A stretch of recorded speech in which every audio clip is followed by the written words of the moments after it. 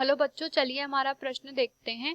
हमारा प्रश्न है, अल्प विकसित जाइलम तथा यांत्रिक ऊतक बहुत कम विकसित या अनुपस्थित होता है। विकल्प ए जलोदभिदों में, विकल्प बी लवणोदभिदों में, विकल्प सी मरुदभिदों में, विकल्प डी समोदभिदों में।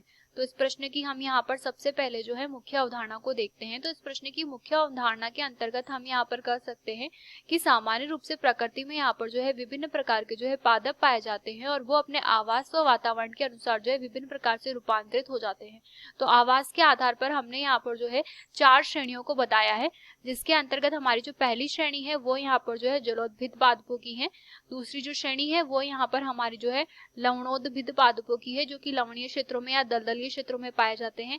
तीसरी जो श्रेणी है उसे हम यहाँ पर जो है मरुदभिद के नाम से जानते हैं, यानी कि मरुस्थलीय श्रेणी के अंतर्गत आते हैं। और चौथी जो श्रेणी है उसे हम यहाँ पर जो है समोदभिदों के नाम से जानते हैं, जो कि यहाँ पर ऐसे क्षेत्र होते हैं उष्णकटिबंधीय व सामान्य।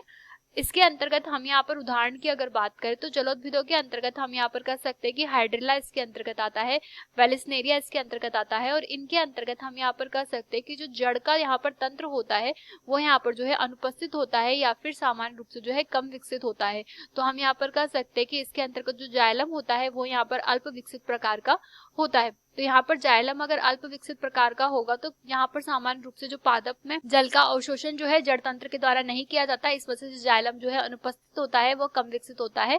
और इसके अतिरिक्त हम यहाँ पर कह सकते हैं कि इन्हें यहाँ पर जो है यांत्रिक ऊतक की भी कमी होती है, क्योंकि इनके अंतर्गत यहाँ पर मुख्य रूप से जो ऊतक पाया जाता है वह यहाँ पर जो है वायुतक प्रकार का पाया जाता है, जिससे ये पानी में तैर सके। तो इसके अंतर्गत यहाँ पर वायुतक की मात्रा ज्यादा होती है, जिसकी वजह से यहाँ पर जो यांत्रिक ऊतक होती है उसकी यहाँ पर जो है कमी होती है। इसके पश्चात अगर अगले विकल्प की बात करें तो वो दिया है लवणोदभिद। इसके अंतर्गत हम जानते हैं कि राइजोफोरा पाया जाता है। जो राइजोफोरा होता है उसमें अंतर्गत यहाँ पर जो जड़ों में रूपांतरण होता है वो विशिष्टीकृत प्रकार का होता है, जिसे न्यूमेटोफोर कहते हैं।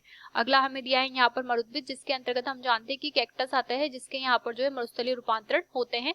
वो अंतिम जो दिया है वो समोदभिद। इसके अंतर्गत यहाँ पर विशिष्ट प्रकार के पादपों में हम यहाँ पर कह सकते हैं कि आम, अनार तथा सामान्य जो पादप होते हैं, जो कि यहाँ पर सामान्य अवस्थाओं में पर्याप्त रूप से यहाँ पर जो पुष्पन करते हैं, वो समोदभिद के अंतर्गत आते हैं। तो विकल्पों की हम यहाँ पर बात करें तो जो पहला विकल्प दिया है जलोदभिद वो हमारा यहाँ पर जो है सही होगा। तो विकल्प ए यहाँ पर इसका जवाब होगा।